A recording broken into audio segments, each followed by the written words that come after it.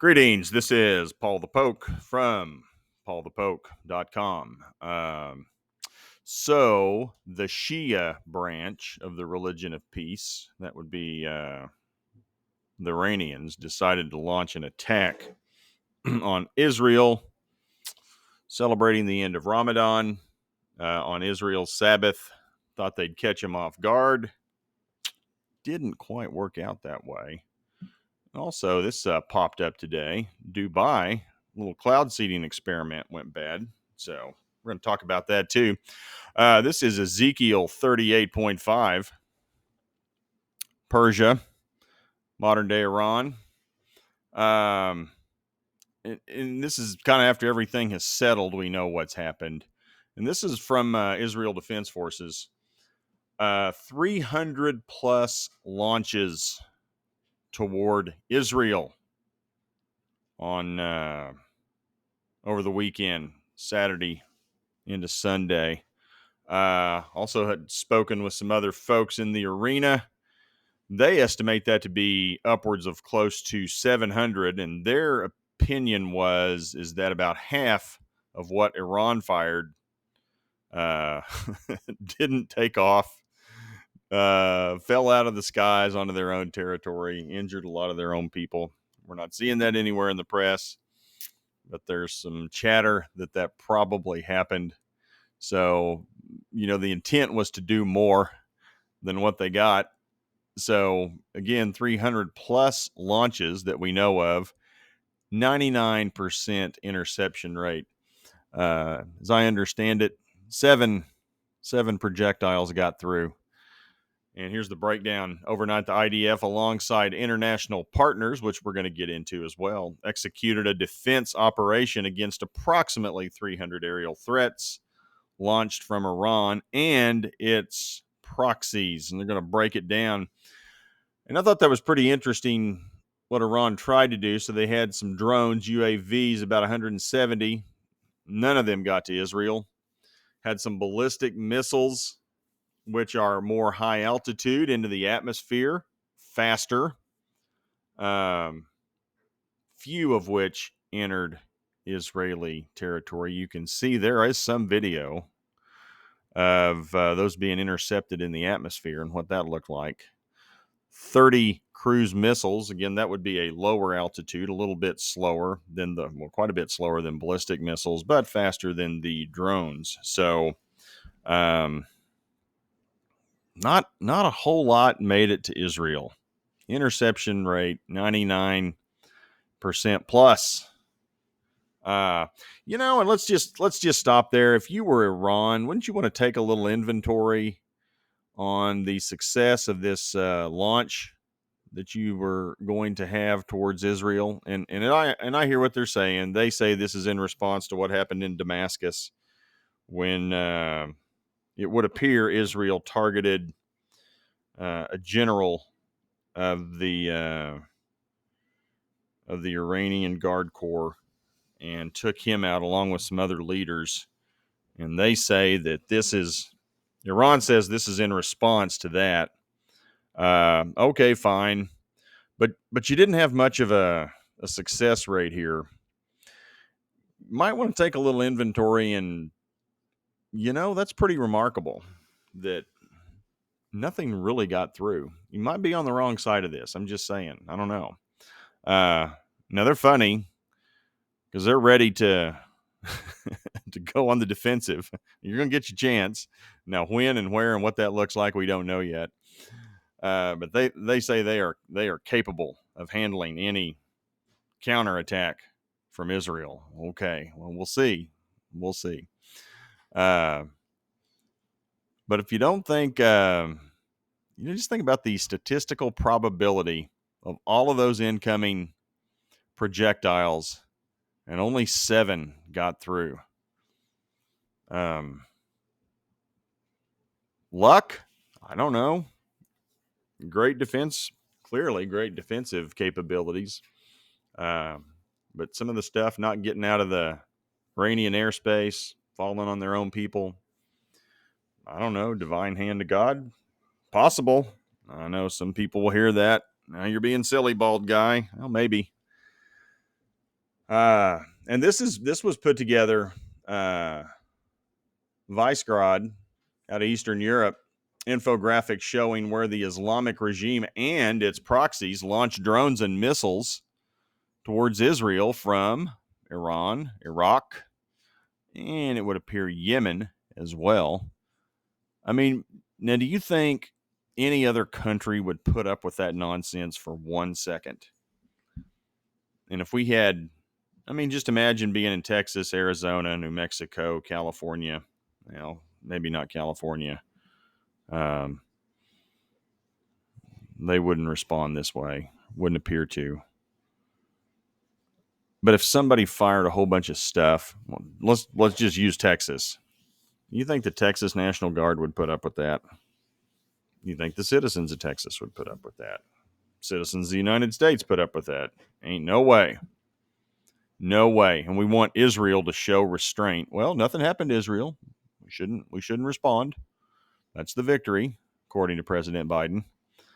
Do you think Mike Tyson would step into a ring and let some boxer throw 300 haymakers at him?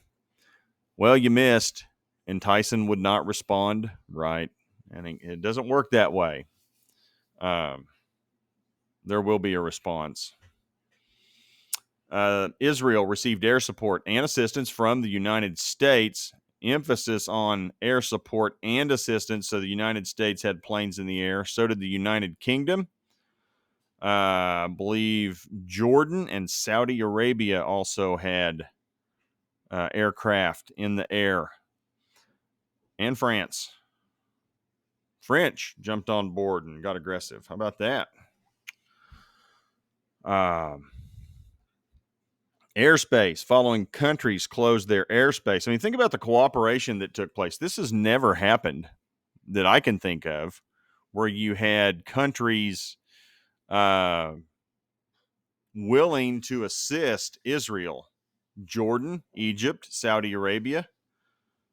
Of course, Israel and Iran and Iraq closed their airspace. It's like I had seen some pictures. It was like a big box over the Middle East where nothing was flying except for military equipment when this was going down. What would have been the middle of the night in the Middle East. But the cooperation, which frankly, from the countries associated that had peace treaties with Israel, with the exception of the Saudis, and to me, this is an indication that will be coming at some point in the future. Saudis will look to normalize ties with Israel. And that's their concern. All these countries, Jordan, Egypt, Saudi Arabia, they're concerned with Iran and Iranian capabilities. Now, they got to feel a little bit better after what they saw happened when they tried to go after Israel. And that's part of the deal, too. There's some defense cooperation that's going on between all of these countries. So if, say, Iran were to go after Jordan or Saudi Arabia, Israel would assist as well, according to some of these agreements. I mean, the stuff we're watching is historic on multiple levels. You know, the cooperation, the defense capability, you know, shared intelligence, impressive stuff, what we saw happen over the weekend. Here's, again, another video. Jordan shuts down airspace for entire country, which allowed Israeli jets, Saudis, Jordanian, U.S., UK, French aircraft in and around the area to take care of the incoming threat. And then, of course, Hezbollah joined in, fired a few rockets from the north into northern Israel near the Golan Heights. Those were intercepted as well. And this is from Ian Ellis. He's a Navy guy. Has some great info out there along with graphics, puts his stuff together. I think he went to the Naval Academy, if I'm not mistaken, and puts out information as well. Hundreds of attack drones launched, ballistic cruise missiles expected. U.S. did assist in air defenses and will unfold over hours, which is exactly what happened. But look at what is in the theater. All the ships. These are U.S. ships. We got a lot of stuff over there. Um,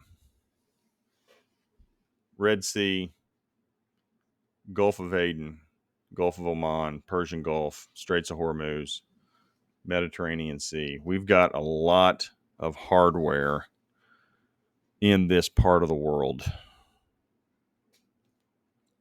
If you want to see that, links are provided as well. And currently, United States foreign policy can be articulated in one word. I'll let the president speak for himself. I don't think you're going to get the audio. Y'all can read lips. Hard hitting question here from 60 Minutes, Mr. Pelly. Okay, there it is. Don't.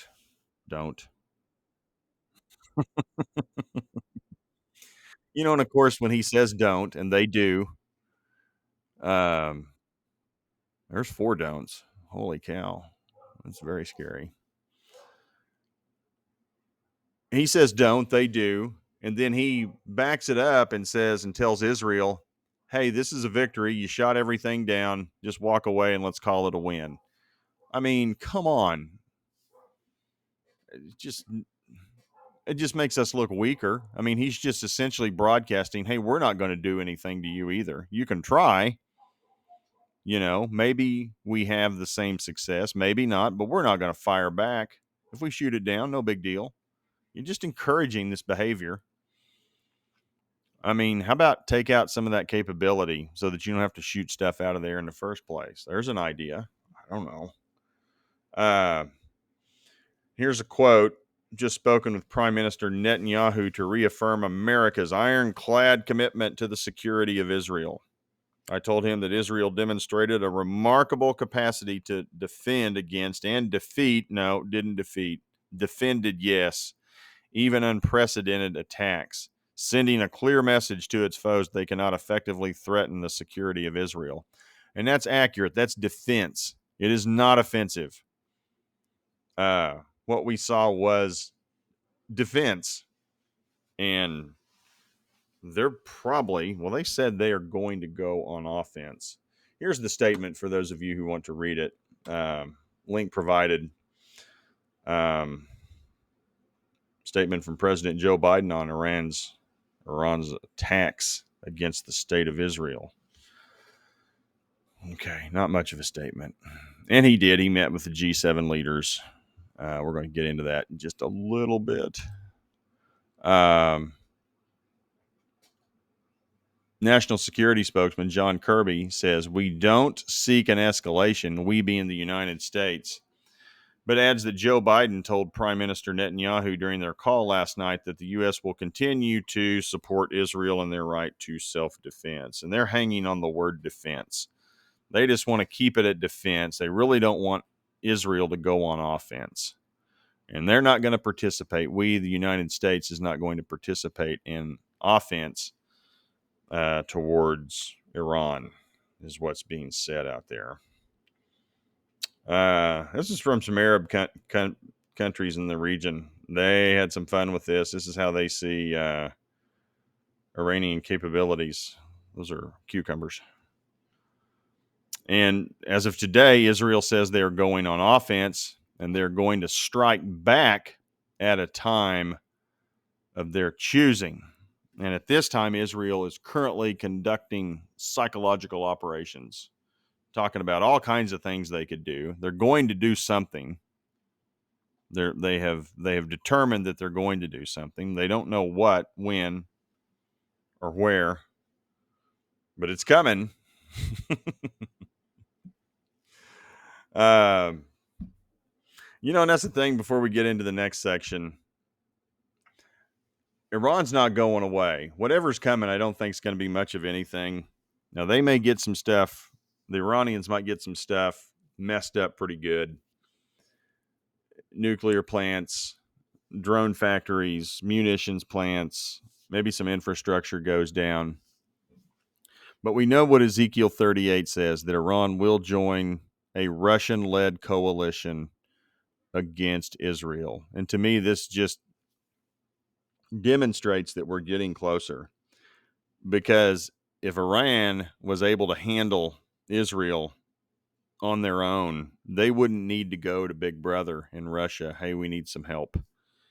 And I wouldn't even be surprised if Israel gives them a pretty good spanking just to let them know it's like, you are not capable of handling us. And so Iran and some of the others in the region will go to Russia. All right, let's all get together and let's go take them out. So whatever's getting ready to happen, I would think Israel's probably going to project some strength. Otherwise, why would all these countries need to get together? Why would there need to be a coalition led by Russia? Because if Iran could handle it, they wouldn't need to go to Russia. If Turkey could handle it, they wouldn't need to go to Russia, which makes me wonder if Turkey's not going to try something, get their nose bloodied a little bit. And little Israel, puts it on neighbors to the east and north, and then they all decide, all right, we don't necessarily all get along with each other, but we all agree on one thing: we hate Israel. And let's go to Russia. And then they all get together. So I've always kind of thought Israel's going to have to put a pretty good thumping on somebody in order to bring all these countries together. Because as long as if Israel is taking the brunt of any kind of military intervention, if some country is getting the best of Israel, the world's going to let it happen. We know the Bible says the whole world will turn on Israel. And, just projecting down the road, say Biden stays in office and gets a second term, and you could see real easily Russia leads a coalition against Israel, and the United States turns their back on Israel and just says, nope, can't do it. And it will appear to be so overwhelming, it leads to the point where the Saudis are like, are you really going to come in and take all this stuff? They won't come to their side. They'll protest it, but they won't do anything. I mean, so you can see how we can get to a scenario real easily where the whole world turns on Israel. And again, I expect whatever Israel does will be very disruptive to Iran and send a pretty good message and let them know, hey, you are not messing with us and you are not capable of handling us on your own. So I expect it to be a pretty good response, but we'll see. I mean, that's the thing. These, we know where these things end up, but they have so many twists and turns. It's impossible to predict how it's going to go down. Erdogan in Turkey has taught me that over and over and over. And he looks pretty vulnerable politically right now. I mean, his party just got smacked in recent elections, but he's still in power. And, somebody desperate politically losing their grip on power, that's not a good combination. Backed into a corner. We'll watch. We'll watch. We'll report. We got Spring Feast coming up in about 2 weeks, week and a half. So never fails. With that, we're going to turn to the Eastern Arabian Peninsula and Dubai. Before we get to Dubai, this verse kind of takes on a little bit of a different meaning. The serpent poured water like a river out of his mouth after the woman, and that serpent would be Satan. That woman would be Israel, to sweep her away with a flood. Now you read that and it's like, well, what's that all about? How would that come to be? And I'm not saying this is how it would come to be, but it's plausible. It's reasonable. This is from Robbie Starbuck. Dubai airport looks like an apocalyptic movie. Videos of the flooding are insane. I've seen some blaming climate change when the cause is actually from the use of weather modification. Well, it is. It is man-made weather, climate change. Humans are doing some of this. Let's just get real about this right now. Cloud seeding, where chemicals are sprayed in the clouds to create rain, caused this. And we're going to follow his thread here on X. Great thread. And they admit it. Multiple countries in the Middle East are admitting they are cloud seeding. It's out of Bloomberg. I mean, this is not like this is conspiracy media. This is Bloomberg out of New York. I mean, holy cow. Dubai grinds to standstill as cloud seeding worsens flooding. Seeding planes used to take advantage of low pressure systems. Heavy rain disrupts transport systems and closes UAE schools. Grazia Middle East spoke to a meteorology expert from the NCM. Let's just get right down to it.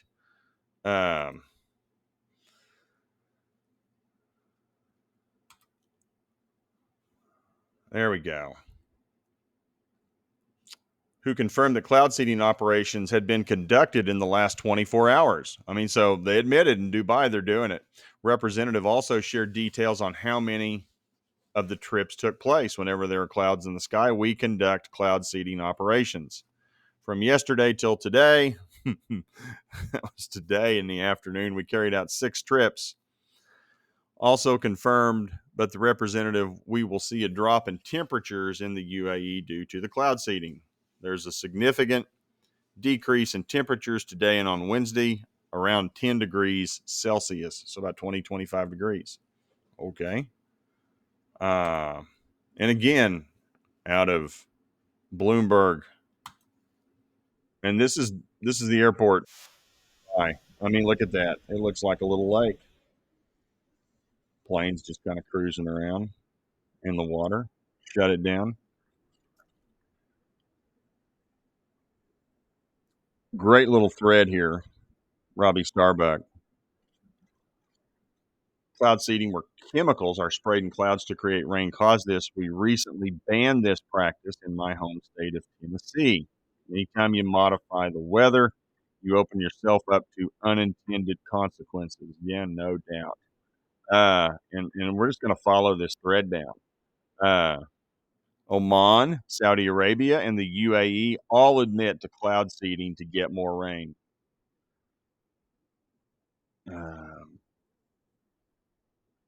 Get back here and we'll scroll down through this. And here, Oman, Bahrain, Qatar, Saudi Arabia, wider UAE have also experienced heavy flash rainfall. Ministry has set up 13 cloud seeding stations. This is in Oman, of which 11 are on the eastern and western Hajar Mountains and 2 in Dhofar Governorate. So they're admitting they're doing it. Cloud seeding, geoengineering are one of the areas where he has major concerns. Well, he should. And again, Dubai's admitted to it. Dubai admits that cloud seeding was the cause. I mean, so, well, yeah, it's man-made weather changes, man-made global warming. Now, you're out of your mind if you don't think other countries aren't doing something and manipulating weather. I mean, this is going on and taking place in the Arabian Peninsula. Do you think they're the only ones that have the ability to manipulate weather to some degree? You think the United States can do it? China can do it? Russia? Europe? Parts of Europe can do it? Come on. Oh yeah, it's climate change, all right. We're jacking with the atmosphere. Unintended consequences. Global warming. Well, yeah, we're probably, we don't need to be messing with that. Look what happens. And of course, yeah, there are people out there. You say this sort of stuff, and they think it's a conspiracy, crazy talk. Well, I mean, these countries are admitting it, multiple countries, and this is just rain. You think we can do some cloud seeding where it's cold and there's snow, ice, thunder? That's one of the things too.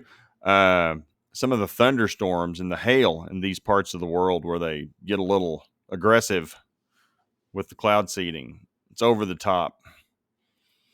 And then I know this gets into really crazy talk, but you even hear about things that potentially put pressure on tectonic plates, beams, and that sort of stuff from space. But again, take it or leave it.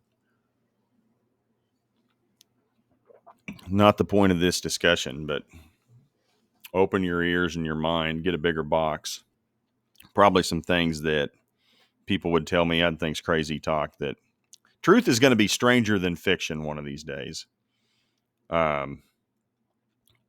What's, and let's not forget, the human heart is desperately wicked. And, we don't make good choices. And here, this is Al Arabia News, English version. More rainfall due to warmer weather, cloud seeding, say the experts. Here again, we're admitting it. This is in Mecca, Saudi Arabia.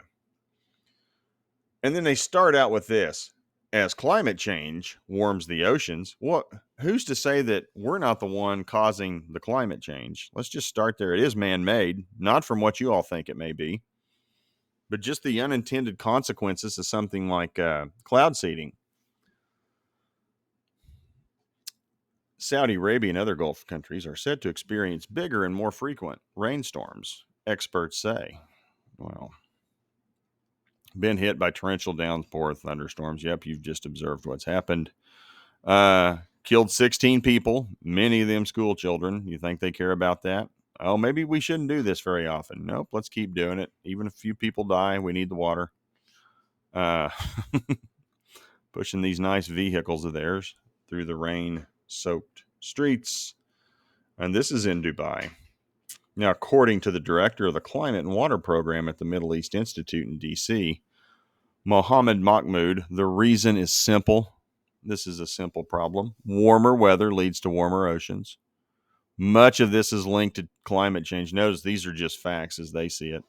Warming the atmospheres and oceans, especially waters closer to the equators. Now, wait a minute. I thought El Nino, La Nina, that some of these phenomena, the end result is that the oceans get cooler and that it affects. You guys aren't making sense. You're contradicting yourselves. Warmer waters are good breeding grounds for storms and extreme weathers like the cyclones hitting Africa. Okay. Man is manipulating weather. Unintended consequences. We're just seeing rain. Lord knows what else they're doing that humanity's doing to manipulate weather. And that's all I'm going to say about that. And there's the link to the article from the Saudis. So I could talk endlessly about climate change and the hoax. We need more tax money to address it. No, you need to stop playing with it. Let things normalize. Get your fingers out of it and let God handle it. We're not doing a very good job managing things around here on planet Earth. So anyway, enough of that. Look for something to happen with Israel responding to the Iranians. Until then, please feel free to share with others at paulthepoke.com. If you are not a subscriber, please type in your email address, hit subscribe. You'll receive notification every time we put something out. This is under Persia, Elam, Iran, prophecy, trend update. There's all your SEO words, keywords. Keep you all posted. Thanks for following along. Take care. Have a good one. Bye.